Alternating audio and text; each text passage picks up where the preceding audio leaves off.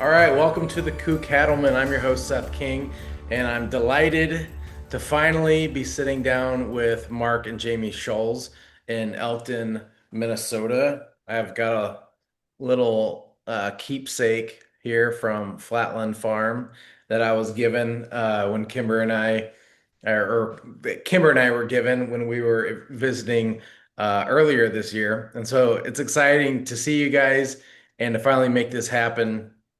Um, so Mark and Jamie, if you don't mind, kind of give us a little bit of introduction of yourselves, and then we'll kind of get into our topic for tonight. All right. So I'm Jamie. We have Mark here. We're Flatland Farm. We actually started with cattle in 2007, and we had our 12 acres at home. We bought just two heifers. We were going to raise our own meat, and we thought that would be enough. And over the years, we've picked up additional pasture land, and our herd has grown. So we have this current 10-acre piece that we bought in about 2011, and we bought another farm site with some pasture there in 2010. And our herd, we're up to about, with all the calves now, we're up to about 45 head. And we sell registered breeding stock, and we do grass-fed beef, and um, we try to be active in our associations, our local regional association, as well as ACA, and have met a great bunch of people through cattle, and appreciate everything that it's brought to us. Yeah, it's become kind of a way of life. I grew up on a dairy farm about an hour north of here. Didn't ever plan on getting cattle again in my life after dairying as a kid, and found out I have the farmer gene and it's to need to grow stuff. So we got back into it, and it expanded in a hurry. So, but like Jamie said, we met a lot of great people through our cattle and been to a lot of different places we wouldn't have otherwise. So, um, but I think today we want to talk a little bit about what we do as far as rotational grazing.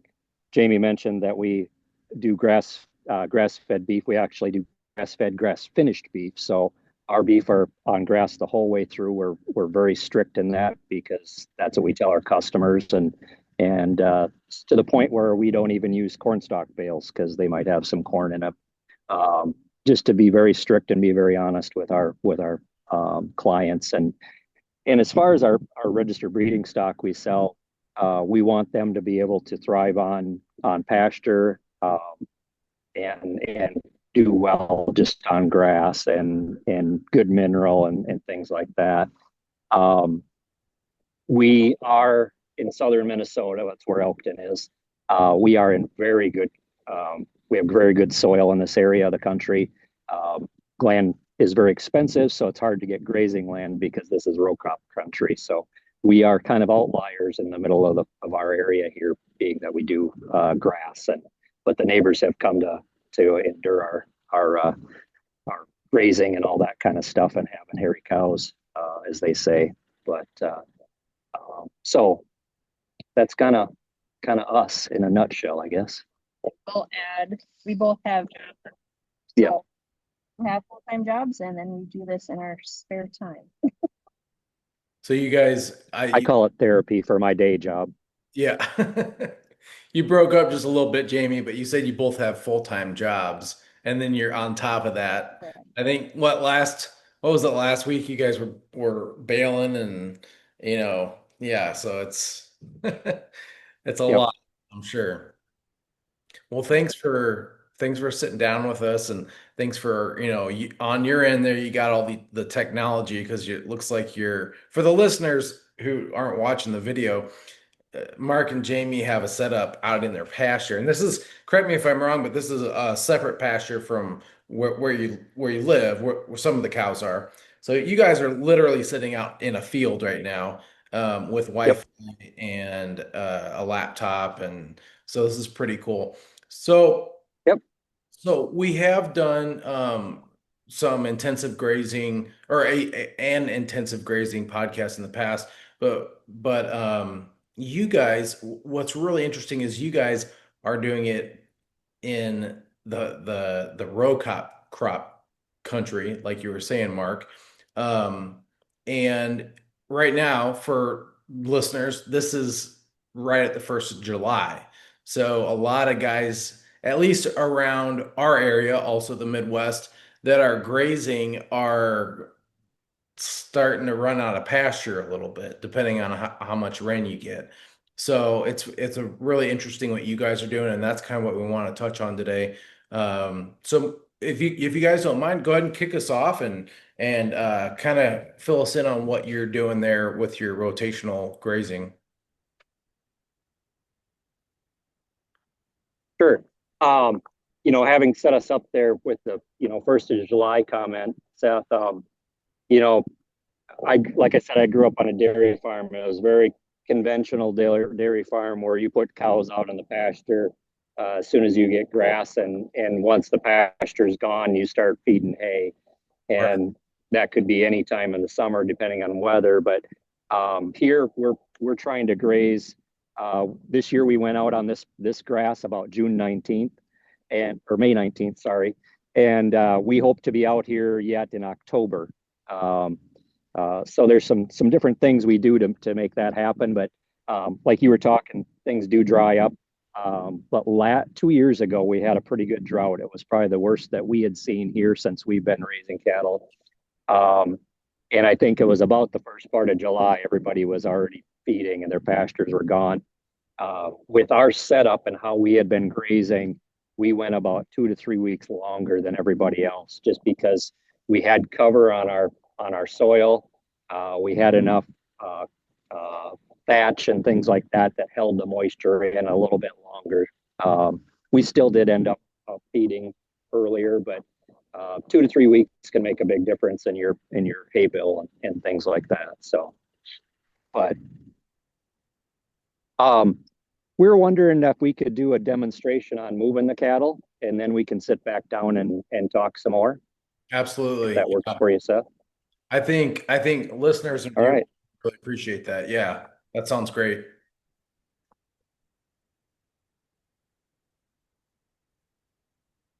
All right, girls, come on. Let's go. Come on. Come on. Let's go.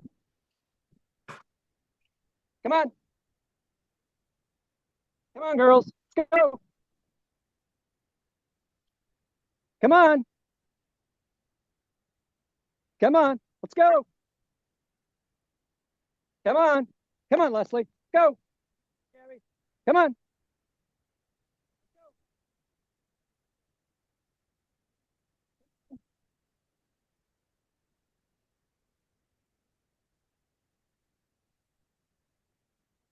Oh, there they go.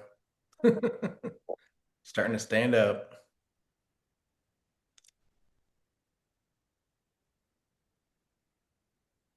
Come on.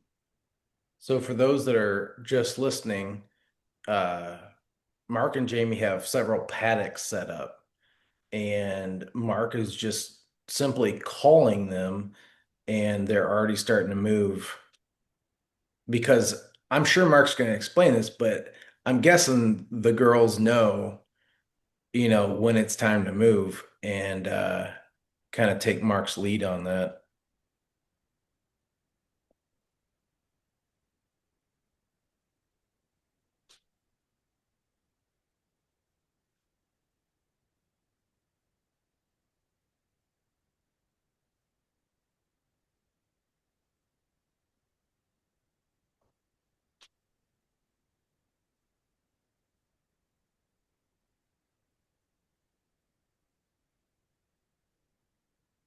Come on.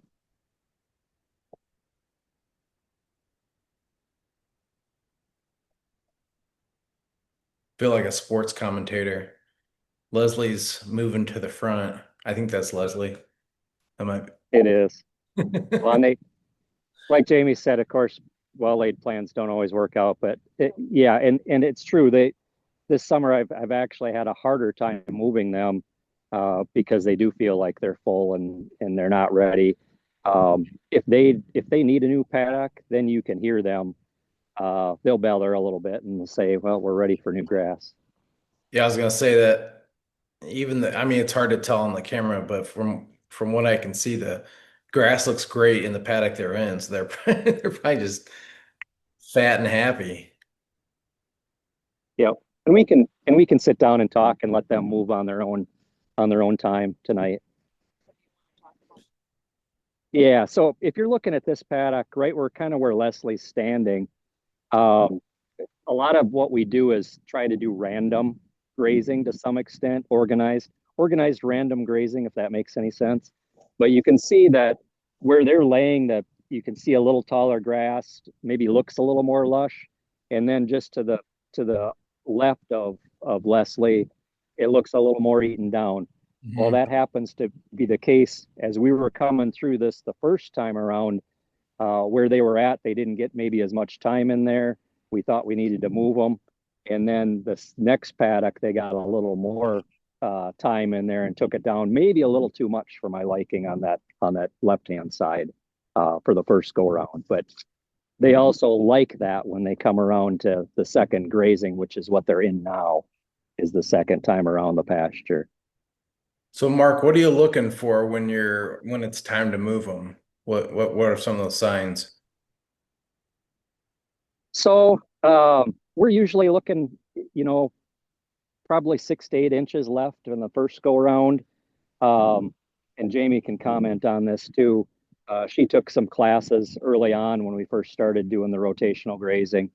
Um, and uh, so we're looking for 6 to 8 inches. And then we also clipped the pastures at some point. We didn't clip much at all the first grazing.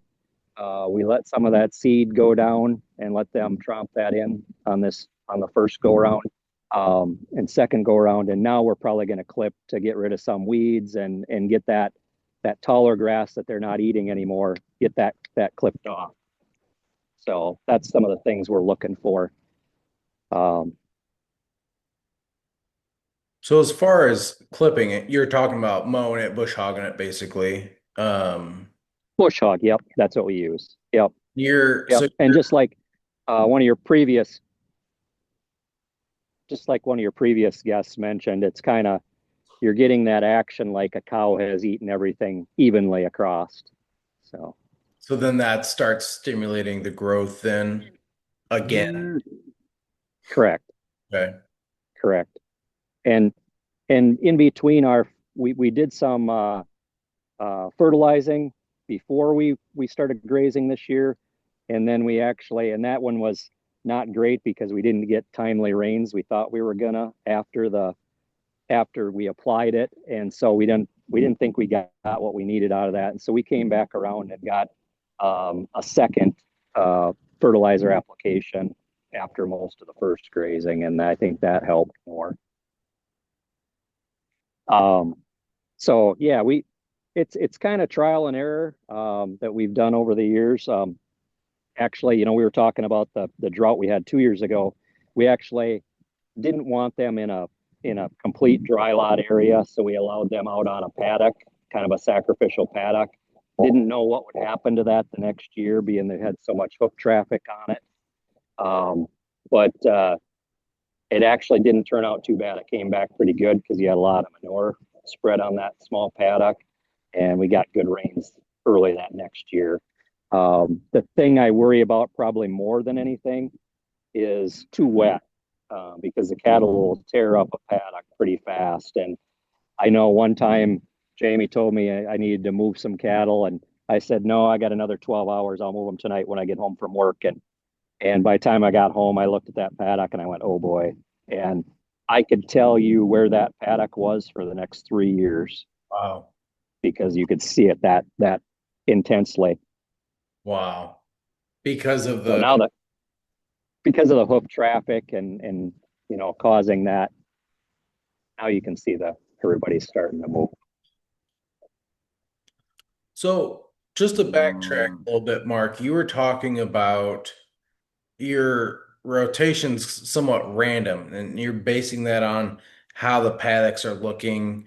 Um, is that correct? Am I understanding that correctly? Yep, you Okay. bet, you bet. I mean, I try to stick to kind of you know, how many days can I get 2 days out of a move just um, from my own convenience of knowing I got a night off of moving any fencing, but you know, how big do I make these paddocks? So in this 10 acres, I'll get out some of my notes here. So this 10 acres is about 520 feet wide by 838 feet long. And people might say that's kind of funny that we're talking in feet, but we're in very good ground. So this 10 acres is supporting 8 cow-calf pairs and a bull.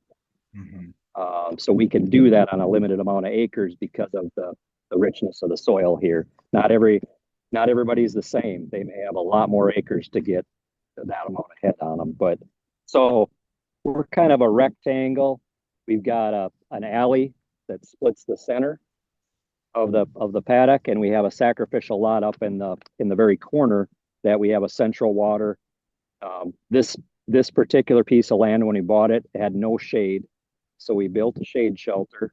We also planted some trees, some silver maples, and they're now starting to give us some shade, but we still use our shade shelter that we built with the help of our friends. Our water, our shade, our mineral, our all up fly control is all up in that centralized location that they go back and forth to. I see. And then we have, I don't know, Jamie, do you want to follow me a little bit? We can show some of the equipment. And when we first tried this, it was an experiment. When we took out the original fence, it was all T-posts and, every kind of wire and imaginable. So we tore all that out. We had a bunch of T-posts, and we thought we put in wood posts and forced tensile high strand or high tensile strength fence. That's what our perimeter is. Too hot and too neutral. That's our good perimeter fence. And then our paddocks inside, we just use poly wire. And we made the alley somewhat permanent, but at the time we had a surplus of T-posts, and we also had a bunch of junk wood. And so you'll see that our alley is made out of T-posts with wood covers put on them. I grew up hating shorted out fence, and so wood was more palatable to me to put all my wiring onto. And so that's what you'll see here. Like I said, it was back in 2011. It's still functioning, so we haven't bothered to put new posts in. But so this is what I'm talking about. You got a T-post, you got a wood cover over it, and then we mount all of our hardware to that. But you can see that we're about, maybe 30 feet between T-posts all the way down our center alley. And so 30 feet wide and about half of our 520 feet wide is the smallest paddock. And so you want to build to what you want your smallest paddock to be, and then because you can always make it bigger. And between every post are gate handles, so anyone can be mix matched to make a paddock. Does that make sense to everybody? Or to you, Yeah, Seth? absolutely. Yeah. One question, yeah, and I might be getting ahead of myself here, but are you That's all right. partial? I mean, you guys have been doing this so long. I think people are going to want to know, are you partial to any certain type of brand when it comes to fencing? Sure, sure. Let me grab that and go through that a little bit. Um, we're we've done a lot based on cost, but I would say the two manufacturers that we use most of the time are Ken Cove and Premier One. And I just look for whatever they have that suits my needs and also is the cheaper of the two if they both have them. And then evaluate quality as well too. One thing interesting that I found out is you can get a lot of equipment in either white or black plastic, and I find the black holds up a lot better than the white. The white must take on the ultraviolet rays and deteriorate way faster than the black. So just a tidbit there. But so what we're using is a reel, the cheapest reel you can get. They're not geared. Over the years, they've improved some things on these reels. We have a number of them. but we use the cheapest reels. We use what they call IntelliRope. I can't remember if that's, I think that's from Premier One. We found that rope wire works really good. I think we've used both the 4 millimeter and the 6 millimeter. It just depends on what you want there. And those are the reels we're using. They have a strap that goes around your neck when you're reeling up. And some of our old ones, the straps have failed. So I just bought some new strapping and some rivets and replaced that myself. For them if you need to. And then we use step-in posts. You can get them from Gallagher. There's some other people that have them. There's a lot of different posts, and Jamie tried me to get me to use some different ones, but these particular ones suit the way I go across the pasture. So I will hook on. Well, let me keep on the equipment first, and then we can kind of talk about how I do it. But so I've got a bucket here that I do take out to the pasture when I need to do some fencing. It's got everything in it. It's a bucket boss, I think, by Duluth Trading or something. Usually for tools, but I use it for fencing. I've got extra gate handles in here. These are some splicers that I use to either hook handles on or splice the wire. And they take a 10 millimeter socket, so I just have that on hand in my bucket so I can splice stuff. I've got some extra short pieces of wire if I need to splice something in quick before get to a permanent fix. Let's see what else I've got in here. I've got some these are kind of a neat thing. These go into a pin lock insulator. So the pin goes through here, and then you can hook three different gate handles into that. And you'll see what we're doing with that in a minute here, but just allows you some flexibility on what you're doing there. And then I just use I've got a small drill along and screws, torque screws for that. Some extra pin locks in case somebody pulls something off there. And those are all from those two places. And then of course a fence tester, if you really want to know what your fence is, how many volts you've got. This particular pasture, we're using solar fence, and typically I'm happy to have about 5,000 or 6,000 volts. Mm-hmm. With our 110 fencers at our other locations, I'm looking for probably closer to 8,000 to 9,000 volts, and those are going to go through some weeds too. Down here, I have to be a little more careful about keeping weeds off the fence. And last weekend, I spent a day weed whipping around the whole perimeter of this 10 acres just to make sure that everybody stays at where they're supposed to be. So, but how big's your solar charger? I forgot to look at that. I don't know what it is. We've been using it since 2011. Wow. We replaced some of the batteries. We use a deep cell battery on that. I think we've gone through a couple since then. We do take it in the winter, so it doesn't get the winter weather on it with the solar panel and the battery. So that makes sense. That's probably our problem. Ours stays out all winter long. Yep. Well, you have a little nicer weather than we do here, so. Yeah. But, well, I love the bucket boss. That thing's, and you said that was from Duluth Trading Company? Yeah, I think that's where we got that from. I also throw a lot of fencing tools in a bucket, but that is just like the Lamborghini of buckets. I love that thing. Yeah. So maybe if you want to flip around here, Jamie, so you can kind of get an idea of our setup here.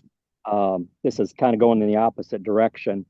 They had come out of this paddock a couple days ago, but you've got a reel holder that gets fastened to the wood part. And so then I take and let the reel loose, and I'll have probably about 6 or 7 step-in posts that I'll throw over my shoulder, and I'll grab the handle of the reel, and I'll take off and I'll walk to a post that I can see on the other end of the paddock. And like I said, I try and vary, this second time around grazing for sure, I'll vary kind of how I'm doing it. My buddy always gives me a hard time because he likes nice straight lines, and criticizes me for making look like I'm drunk walking across the pasture, setting my fence up. But so on the other end is one of those pin locks, insulators. And so I hook the handle into that. And then as I'm walking back, I'm actually setting up my T-posts or my step-in posts. I kind of hook them in to the notch that I want, and then I walk along until I've had so many paces, and then I'll step it in and do the same thing all the way across. And then once I'm on this end, then I'm going to tighten this reel up, and so it's tight all the way across. So nothing's hot at that point, but I didn't say that our lane in the middle is hot coming from both directions on each side. And so the lane is always hot. And then we use these jumpers. So with this lane being hot, I can hook on there and I should be hot, and I can test it on my fence post here to know that I'm hot. You can hear it clicking. And then I just clip it on to my one that's going across, and now I'm hot. And so um, you do all of your work while it's not hot, which is great because we get shocked enough as it is different times of the year messing around with electric fence. But that's how that works. And then you saw Jamie and I, kind of just opening up a gate, and then you want to make sure that both of your reels on each side are hot to kind of keep the cows in. The calves this time of year will kind of bump under the fence if they think they can without getting shocked. Pretty soon they're going to get big enough here where they're going to probably have to stay put or get shocked more. So Now, on the, I'm like pointing as if it that's all helps. right. Yeah, as if it helps you. But your two handles that you have hooked there, is that can you Yep, show us how you got that fastened? Is that the you bet. Yep. triangular? So that's a yep. So it's a pin lock insulator. So it has a pin through it, and that pin goes through that metal plate that has the three pieces in it. So these two are across, and like I said, these are both hot coming this way. And then we do have that third one. And what we'll do is we'll put a fence going across the lane so that as we're moving up the lane, the cows can't come back down the lane because, as you know, you get cows into a tight spot, somebody's going to push somebody else, and then they're going to get out in a paddock that you don't want them in. Um, so that's what we'll do with that third one. It also helps you if for some reason you aren't hot coming from both sides of the lane. It actually allows you to jump over from one side to the other and kind of gives you a little bit of fail safe in case something happens, if Hmm. that makes sense. I know, and I didn't come up with this all by myself. We have a neighbor. He's a younger guy than I am. He has a small dairy down the road, and we got a lot of ideas from him when we first started, and then kind of made it fit what we wanted. And that's the main thing is, get as many ideas as you can from people, and then you just got to see what works for you, because not everything I'm telling you today is going to work for everybody. Right. Yeah, that makes sense. So then you got your alleyway. I don't know why I'm still stuck on this random opening, Sure. but so you have your open alleyway, so you can just kind of visually say, well, this paddock's doing a little bit better than this one, and then you're able to, oh, go ahead and open that one up where you're not necessarily tied down to, well, we just grazed this one, now we have to go to the next one. You can kind of pick and choose the way you're set You up. you bet. You bet. And it actually, so what I wanted to do the week before last when we started on our second grazing, I wanted to start back where we started this spring, but then just move them through at a different pace and stuff. But we had weather coming in, and we actually have you can't really see it here, but we actually have a waterway that cuts through the about the bottom third of our pasture. And if we get torrential rains, that can widen out pretty good. And I just don't want the cattle walking through that and mudding up the alley more than it has to be. And so we actually started on the other end of the pasture just to keep them on higher ground for a couple days. And so now, that makes things uneven how I would normally do it. But then I just got to remember that or look at the paddock and say, hey, we need to skip that one when we get back up there because it's already been grazed, that kind of thing. And the one that they're in, you said, well, this pasture out here when we were facing the other way, I'm going to turn around a little bit here. This pasture looks pretty good out here. And there's a lot of grass left, but I think the one thing people need to do is get out in the pasture. A lot of times I'll look at stuff from the road as I'm going home here and I'll think, man, that pasture looks great. And then when I get out and walking it, I'm like, it's pretty thin. Kind of the far from good from far, but far from good type of thing. So you got to kind of get out in it and see what's there. And as I'm putting up paddock fences, I'm kind of looking at, okay, am I good all the way across this paddock, or am I going to have a day less than I think I am going through this paddock? And so kind of goes to your point. And then I know the different places in my pasture that have less grass than others just by default, based on the soil and stuff. And so I know in those I'm going to have to maybe make the paddock 3 posts wide rather than 2 posts wide. So kind of just like you're saying, and that's the random part of it. And then also where that paddock fence goes is the other random part. Do you cut across at a different angle? Even when I clip pastures, I'll try and do a different angle of cut, kind of like people do with their lawns. Okay, that makes sense. And then I'm assuming because you're so hands-on and you're out there and you're visually inspecting, you're not necessarily given one paddock. You're not saying, okay, they're going to be on this paddock for 5 days, and then no matter what, we're going to push them to the next one. You're out there looking, seeing how that particular paddock's doing. So if that's true, on average, how long are you keeping? You said I think you have 17 head out there right now. Yep. How Yep. how long are you or how often are you moving them? So I'm trying to make a paddock that gives me about moving them every other day. Okay. Because even if um, I want to not have traffic on that either that much longer, and I want to get them moved to the next one so the regrowth can start. So you're not. I think you're one of the previous podcast folks said he had a good point. You don't want them on there long enough to where they're eating the regrowth, because then it just kind of throws the plants for a loop. Mhm. Yeah, that's a great point. We're gonna kind of sit down again here. I think we've shown quite a bit. We can talk about some other things, and we'll let Jamie do some talking maybe for a bit. We can talk. She can give us give you some idea of what we do for fertilizer. That's kind of her department. Okay. And because we use a little bit different fertilizer than most people do. Yeah, that'd be great. Yeah. Yeah. So when we got our place, 2 acres of that had been cropped. And luckily it was beans the year before we bought it. So we had that going for us, but we planted and replanted, and I think we even sprayed it off one year and replanted. We just couldn't, it would grow great. And then that was it for the summer. After the middle of June, it was done. We had so many problems. We went to the co-op, nitrogen, nothing. It didn't really help. And so we had really been struggling with all that. And I don't even know how we how we found Kurt, but he had some fertilizers that use things to help improve the soil. He wasn't necessarily looking at grass growth. He was looking at improving the soil so that would then give you better grass.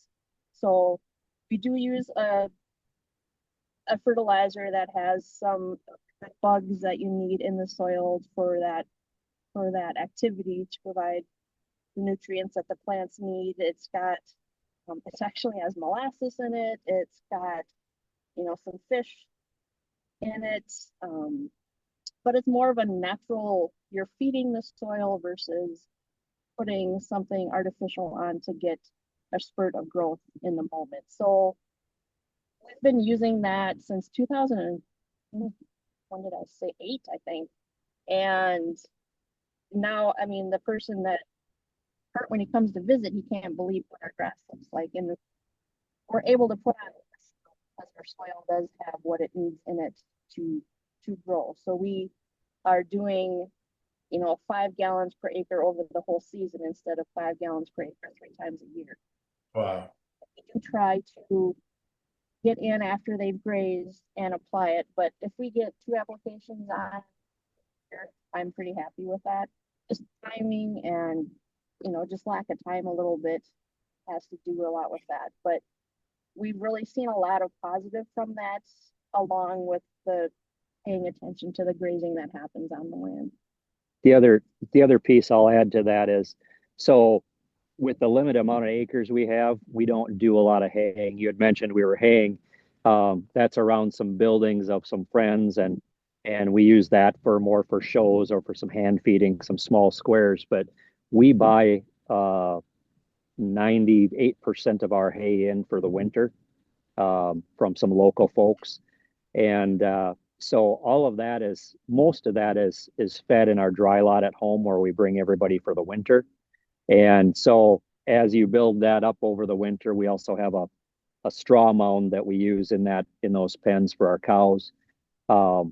We then compost that all summer, try and turn it as much as we can over the summer, all of that manure out of the dry lot in the mound.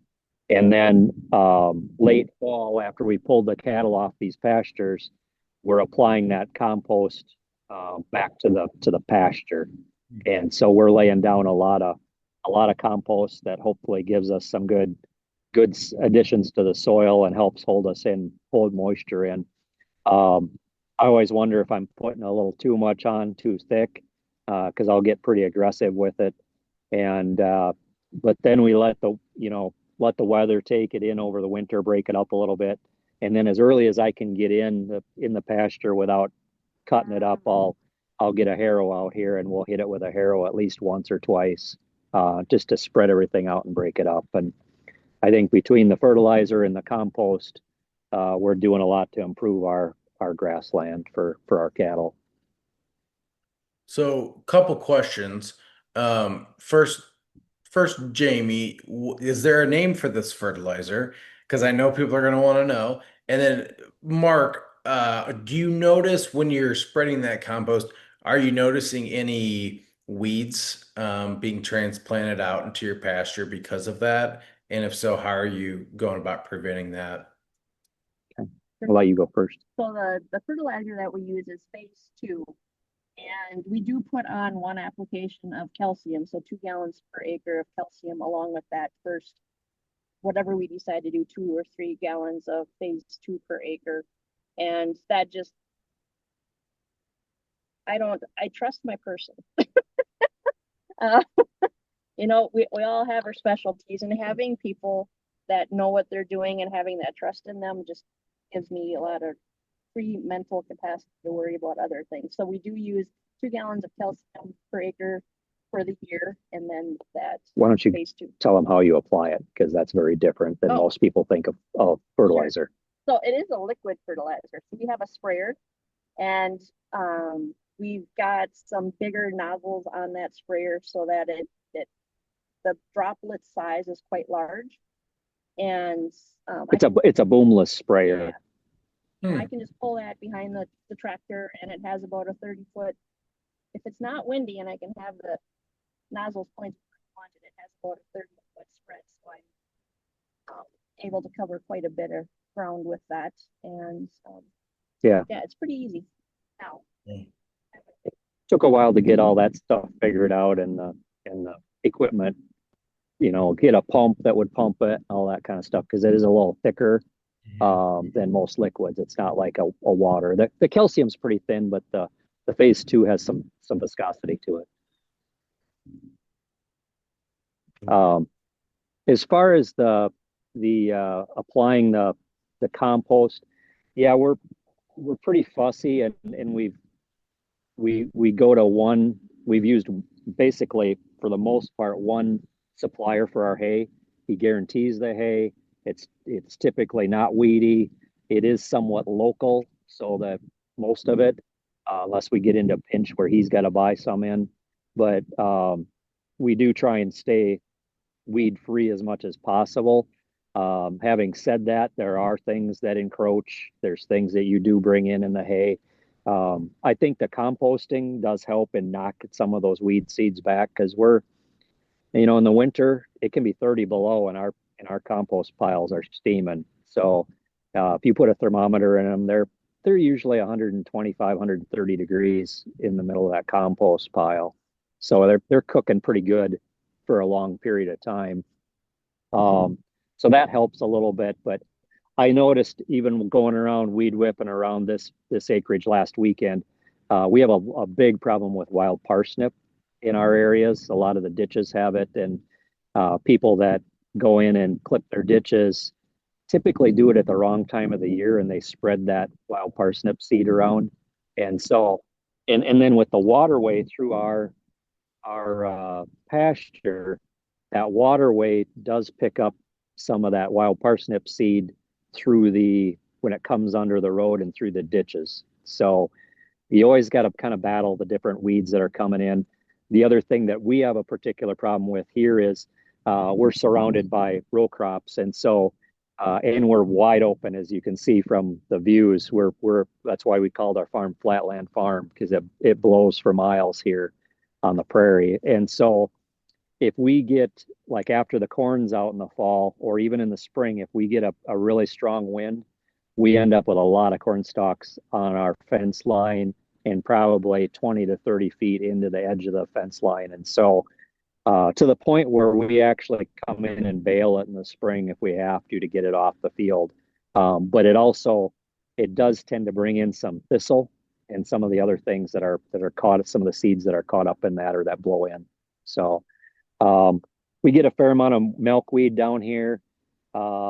We do and that's part of the clipping too, is to kind of get some of them things before they go to seed, especially on the second go around of grazing. But we'll leave some stuff too for wildlife. So monarchs, we try to leave a little bit for them. We do have, I don't know if you can hear them, there's some bobolinks, there's red-winged blackbirds that nest in here. So we do have a lot of great grassland species that actually nest in our pasture. So we do try to time some of what we do to provide habitat for those wildlife critters. One thing I thought of too, going back to the randomness, I got in a pattern when we first started doing this. I got in a pattern where when we came in the spring, I always started in the same place and I went counterclockwise around the pasture every year. So what that did is the grass we ate down first never got a seed head on it ever. Okay. But then by the time we got around, and that was partially our timing of when we went in too, which I can talk about, but when we got around to the last step, it was getting pretty rank and it all had seeded out and some of the seeds were going down. Well, what would happen is my paddocks where I first started grazing in the spring weren't as thick and lush as the rest of it as I went around the pasture. And so I just mentioned it to my grazing friend down the road one day, and he says, well, you're not following the randomness in what you're doing. And I said, well, what do you mean? He says, well, you're not allowing that stuff to go to seed in the same place or allowing it to get eaten up in the same place. And I was like, duh. And so now I start in a different place every year. The other thing we've done is, we always felt like we had to have knee-deep grass or hip-high grass before we put our cows out in pasture, which was, maybe the first week in June, right after Memorial Day. And then we finally figured out by the time we got through everything, it was getting kind of rank and the cows weren't real happy with it. It didn't have good value to nutritional value. So now we go out before we think it's ready and we just move them through faster if we need to initially. And then we got through this, the first grazing we got through that's probably been about a week and a half, 2 weeks ago. And it was just getting to the point where it was getting kind of stemmy and they were kind of hem-hawing about whether they really liked it or not. So this year was perfect timing. So we were about 3 weeks ahead of what we used to do. A question that I think we talked about this last night when we were talking. How long on average are you letting paddock rest? Sure. So we're trying to go at least 30 days, 30, 35 days. We can do that on the first go around for sure. It gets a little iffy going around on the second go around. The first paddocks will have 30 days. Some of the later ones might get down to maybe 20 days. So we try and stretch that out as much as we can. Um, if you were going to bale this um, for forage, typically up here you're going to get two crops, maybe three if you're really doing something late into September. Um, but typically with rotational grazing, we're able to get three and sometimes four turns out of it. Mhm. It may be scrounging and we may be a little shorter than we want to go into winter with, but it kind of depends on what we get for rain as well. But Sure. like I keep saying, I grew up on the traditional farm where you graze it down, and Jamie says, "No, we're going to do rotational grazing." And I said, "Really? What? How are we going to do that? What does that mean? What's it really going to do for us?" And I'm now definitely have been for a lot of years a believer in doing it. Um, if I don't have to start tractors and cut hay, rake hay, bale hay all summer long, and we get the most out of what little land that we have. To me, we're saving money by doing the rotational grazing and getting more forage for it. Right. Well, it made me think, you guys, you said you have about 45 head, you've got, multiple pastures, and that you guys are where I want to be, in 20 years. But there's a lot of people who aren't there, and I think rotational grazing is so important because a lot of people who have highlands, which is pretty much how this podcast got started. They're smaller. They've got a couple head. They've got two, three, four animals, and they've only got 5 acres. And boy, you can run out of grass real quick if you just let everybody loose. And You so bet. these types of, informational podcasts, sitting down with you guys, sitting down with Derek, I think that could really help, some of those smaller breeders or just people starting out, maybe Yeah. help, support their animal, their health, but also the land as well, which I think is really important. When we first started, like Jamie said, we started with two heifers, and we were pretty small for quite a while. And we had about what is there about 4 acres we graze at home total, and we were doing rotational grazing on that. So pretty much in a micro environment, and it helped us decide different things and helped us learn as we went along. As our herd grew, we grew our rotational grazing. Obviously, we didn't start with this 10 acres, and we started on four acres basically, and started dividing that into paddocks and figuring out our fencing from there. So it can be done. Even if you're very small, it still can be done. Absolutely. And it doesn't have to be. I think the thing that people have to realize is it's not going to be perfect. It doesn't have to be perfect. Um, the more value you can get, the better off you are. But sometimes it doesn't turn out that way, and you just have to be happy with what what Mother Nature gives you and what you learn out of a year and can apply. Um, I'm a my day job. I'm a scientist, and so I always tell Jamie every day on the farm is an experiment. And so um, we do. Speaking of science, we do try and I do try and blend my science and my farming together and back and forth. I'm sure that the my work group that I work with gets sick of my farming examples, but I do use them at work. Um, and then I also have a clip of we will use a refractometer sometimes to check the sugar in our grasses, especially if we're putting on an application of fertilizer or something, just to see kind of what sugar value. It's more of a comparison than anything than a true an absolute value. But there's tools you can use to kind of do some measuring, and so that it's not always uh, kind of by gosh or golly. If you can put some numbers to stuff, it always helps. Absolutely. Yeah. Well, is there anything I've missed? Any questions I should have asked? Let me see here. I lost my notes. Let's see. Oh, yeah. So some things up in our dry lot that might help people, and this can apply to wherever you're at. Um, so like I said, we built our own shade shelter, and then we use some shade 80% shade fabric on that, and we've strapped that down with ratchet straps every year. So that's what we use for our shade shelter. Um, let's see. And then we use a very good mineral. We found that mineral is very important. We use loose mineral, um, and we get that from Crystal Creek. Yep. Um, Peak Naturals in Wisconsin. and then we also use them for our fly control. We use a cattle curtain is the piece of equipment that we fill with the product from Crystal Creek, but I can't remember what the product is called, the fly control product from Crystal Creek. Fly control. Okay. Um, we do have also up in our dry lot, we do have a hay bunk. We bring one down right away.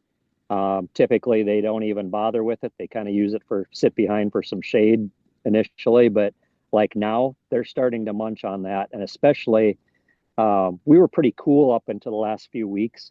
Now they're spending a lot of their day up in the shade in that dry lot. And I want them to have some hay available so that they're eating something while they're sitting up there in that dry lot.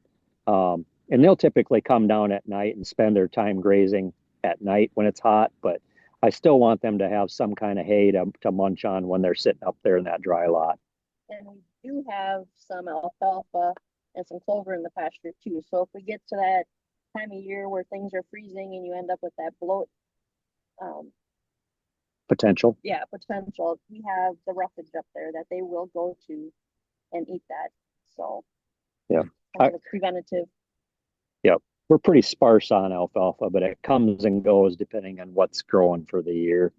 That's the diversity in our pasture, I guess. But um, the other thing we have up in our dry lot is kind of a creep area for the calves, and that's not necessarily to feed them. It's more to entice them in so we can start working with them. And if we have to do any vetting, we get them into that pen and then set up a chute coming out of there, so we can do that. Um, the other thing that we've just kind of discovered in the last few years is using goldfish in our stock tank that we have. I'll back up just a second here. When we first started using this pasture, um, we bought kind of the pasture part of the land. Somebody else bought the building site. So we didn't know them at first. So we were hauling water down in a tank, whenever we needed water, and that automatically filled a stock tank with a float on it. And then we got to know the neighbors and they said, why don't you just hook into our hydrant? And so that made life a lot easier. But so we have a float stock tank with a float on it. But then the thing that we discovered a few years ago is we started using goldfish to control the algae in our stock tank. And we started out with, I don't know, they were 23 cents a piece or something. And I got 12 of them for two different stock tanks. And we've had right away, we lost some. But we've had the same goldfish for the last 3 years. Three of them are in one tank and two are in another. And then I put them in a stock tank in my shop, my heated shop, and I keep them for the winter. I listen to the bubblers go all winter, kind of soothing when I'm out in the shop. So didn't have the heart to get rid of the goldfish after they had done such a good job keeping the algae out of the tanks. But I used to be dumping tanks every couple weeks just to keep the algae down, and now I won't say they're algae free, but it reduces it by a ton. Wow. They're they were like, I don't know, maybe an inch long when I got them, probably not even, and now they're about 6 inches long. Huh. How big's the stock tank? How many gallons is the stock tank? Oh, I think they're about 100-gallon stock tank. They're just your oval ones that you can get at the metal oval ones that you can get at the farm store. They're probably about, I don't know, 18 inches, 2 feet deep. And you've got three in each one of those? Two in one and three in another. Yeah. Okay. I was just And I curious. think that Yeah. the key, I think, is to get them in before you start growing algae. That way they don't have to catch up.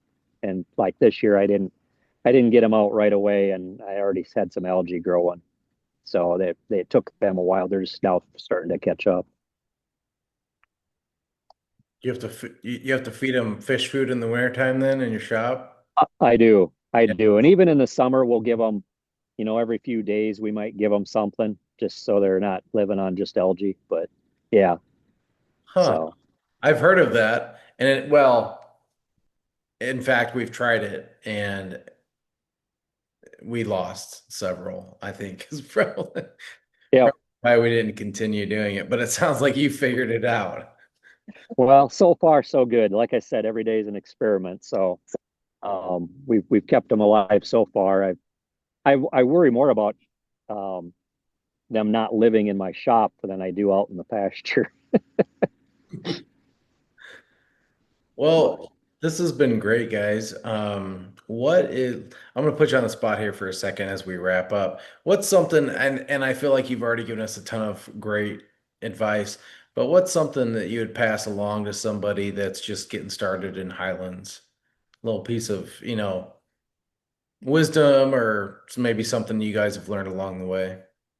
So I would say one of your most valuable assets are the other people in the association. So, you know, finding people that you like what they're doing and having a mentor to help you. We had a lot of people help us when we started. We had a lot of questions. Just having that kind of a support group to help you along is just a huge, huge benefit. And, we had that for the cattle, we had it for the pastures. It really just, I mean, you're still going to worry about stuff, but it really helps things stay a little bit we lighter. and we visited a lot of farms, as many as we could when we were first getting started. And and I mean, as much as you learn from people that you agreed with, to me, you almost learn more from people that you maybe don't think it's doing the right thing or not doing what you would do, but you can see what you don't want to do, possibly. So I think that's another way to look at it is, take what you want and leave what you want. Um, and obviously, what you don't want may be working for somebody else. It just may not be right for you. Um, I think the other piece is, to go along with what Jamie said about the support system of other Highland breeders is the support of the expertise professionals that you bring into your farm. So that goes from our hay guy that I talked about earlier. We've been using him for years. Do we pay more for our hay than we could off the market sometimes? For sure. But we've also had situations where he's backed us up and guaranteed his hay when it didn't turn out well or something didn't work out well. He's backed it. And so to us, that's worth the little extra money that we're paying him. Um, Also, our hoof trimmer, they're few and far between. We're in soft ground, so if we have any genetics that have a little longer hoof, we're not going to wear those down in our pasture because it's basically black dirt. So our hoof trimmer is very important to us. Um, that's a whole nother story how we met him in a Burger King in Rochester, Minnesota, but it turned into a friendship we've had for a lot of years now, and they enjoy coming over and working on our highlands. They do mainly big dairy herds, but they enjoy coming over and working on our cattle. Um, the other one is our ultrasound technician. Um, he can tell a lot by what's going on at a very early age or very early from conception. We appreciate him and giving us a good birth date to shoot for, so we can be prepared. Our AI technician, who is another farmer down the road, he's got about 400 head of beef cattle. I did go to school to be AI certified, and it was good for me to go to learn and to understand that. But it's just as easy for me. This guy kind of works around the clock. He's a typical farmer, and so I can get him just about any time of the day to come over and breed a cow if we choose, if we're doing some AI work. So, and then finally our vet. Um, we typically send our vet home with either some fresh eggs or we raise rabbits for show and meat, maybe send him home with a rabbit or something like that, or some produce out of the garden, because we want them to know that we appreciate them. And the other ones we tip pretty well. Um, some of them, haven't seemed to change their prices for a lot of years, and I'm not sure how they're making it work, but so we'll tip them pretty well so them and their wives can go out to eat or something. So I think it's important to build those relationships. I think the other piece is set your farm up so you're keeping those people safe, and so that they find it enjoyable to come to your farm and do their profession and show their expertise, and they're not worried about their health or what you've got going on at your farm. So Excellent. That is excellent advice. Well, thank you guys so much again. It's great. It was great to see you again. Hopefully we'll get likewise, your way or you can get down our way soon. you Uh, bet. but if it's all right with you guys, what we'll do at the end of the episode is we'll list some contact information if people want to get a hold of you, if they have questions. Um, we'll get with you, and whether it's your Facebook page, which is really cool. If you guys want to check that out, very cool. Speaking of the little calf creep area, very good, very cool pictures of all the little calves together. But anyways, yeah, we'll list your Facebook or email or whatever you guys want to give us for contact information, and we'll go from there. Okay. Sure. Appreciate being on the podcast. And I hope it was some value to some people, and that's what we want to give back, what all the people that helped us. It's always feels good to help some other folks out. So Absolutely. And that's, I'm so thankful for guys and girls like you that, are willing to do that. Because this breed does attract a lot of new people to the cattle world, and you know, which is amazing. But a big part of that is being good caretakers of those animals, and being able to get this information out there. I hope will help people, understand that and better care for their animals.